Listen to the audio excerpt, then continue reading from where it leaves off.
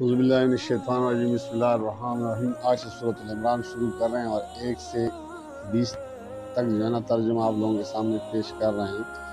شروع اللہ کے نام لے کر جو بڑا مہربان نہایت رحم والا ہے۔ الف لام میم۔ اللہ وہ زندہ جاوید ہستی جو نظام کائنات کو سنبھالے ہوئی ہے، حقیقت میں اس کے سوا کوئی خدا نہیں۔ اس نے تم پر یہ کتاب نازل کی ہے جو حق لے کر آئی ہے اور ان کتابوں کی تصدیق کر رہی ہے جو پہلے سے آئی ہوئی تھی۔ اس سے پہلے وہ انسانوں کی ہدایت کے لیے تورات اور انجیل نازل کر چکا ہے، اور اس نے وہ کسوٹی اتاری ہے جو حق اور باطل کا فرق دکھانے والی ہے۔ اب جو لوگ اللہ کے فرامین کو قبول کرنے سے انکار کریں، ان کو یقیناً سخت سزا ملے گی۔ اللہ بے پناہ طاقت کا مالک ہے اور برائی کا بدلہ دینے والا ہے۔ زمین اور آسمان کی کوئی چیز اللہ سے پوشیدہ نہیں، وہی تو ہے جو تمہاری ماؤں کے پیٹ میں تمہاری صورت جیسی چاہتا ہے بناتا ہے۔ اس زبردست حکمت والے کے سوا کوئی اور خدا نہیں۔ وہی خدا ہے جس نے یہ کتاب تم پر نازل کی ہے۔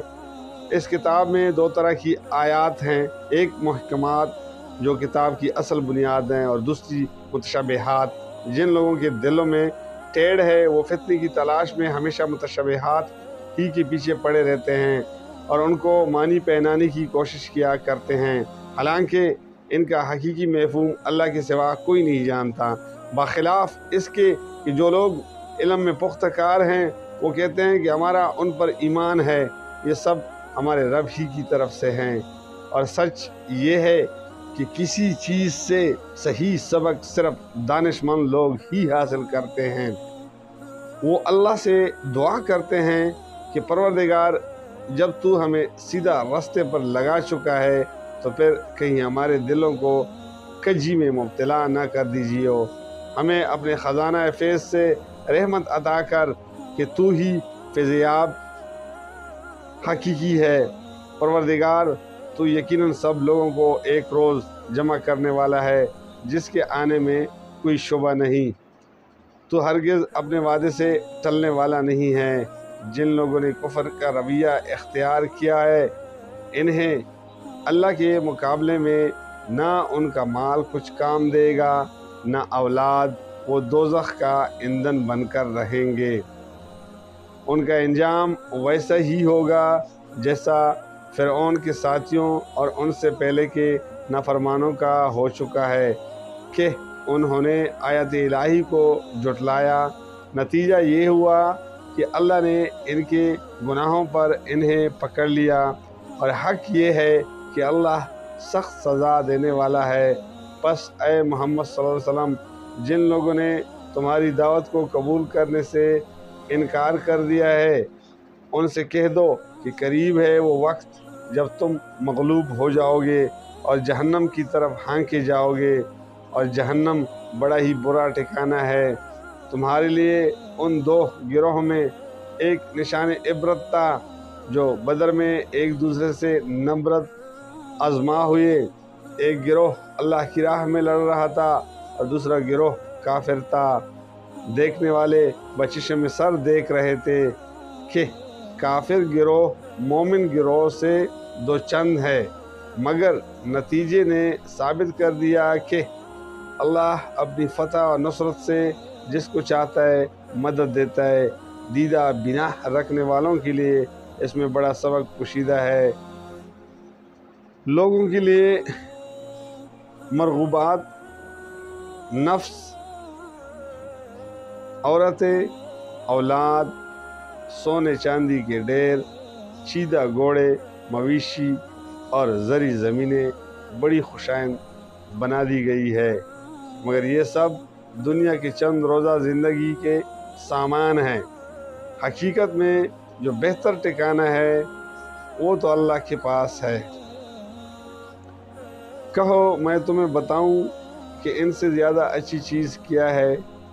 جو لوگ تقوی کی روش اختیار کریں ان کے لیے ان کے رب کے پاس باغ ہیں جن کے نیچے نہریں بہتی ہوگی، وہاں انہیں ہمیشگی کی زندگی حاصل ہوگی۔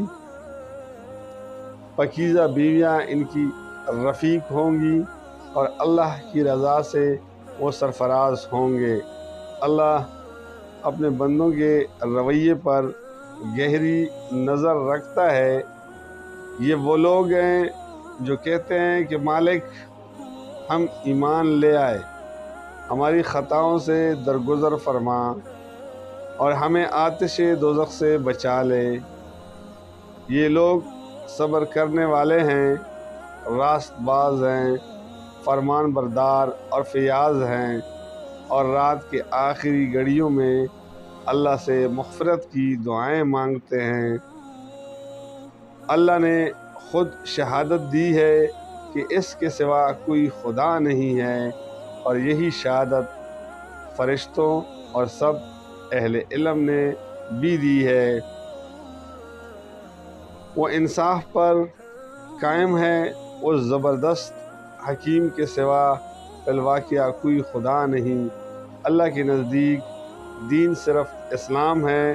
اس دین سے ہٹ کر جو مختلف طریقے ان لوگوں نے اختیار کیے جنہیں کتاب دی گئی تھی، ان کے اس طرز عمل کی کوئی وجہ اس کے سوا نہ تھی کہ انہوں نے علم آ جانے کے بعد آپس میں ایک دوسرے پر زیادتی کرنے کے لیے ایسا کیا، اور جو کوئی اللہ کے احکام و ہدایت کی اطاعت سے انکار کر دے، اللہ کو اس سے حساب لیتے کچھ دیر نہیں لگتی۔ اب اگر یہ لوگ تم سے جھگڑا کریں تو ان سے کہو، میں نے اور میرے پیروں نے تو اللہ کے آگے سر تسلیم خم کر دیا ہے۔ پھر اہل کتاب اور غیر اہل کتاب دونوں سے پوچھو، کیا تم نے بھی اس کی اطاعت سے بندگی قبول کی؟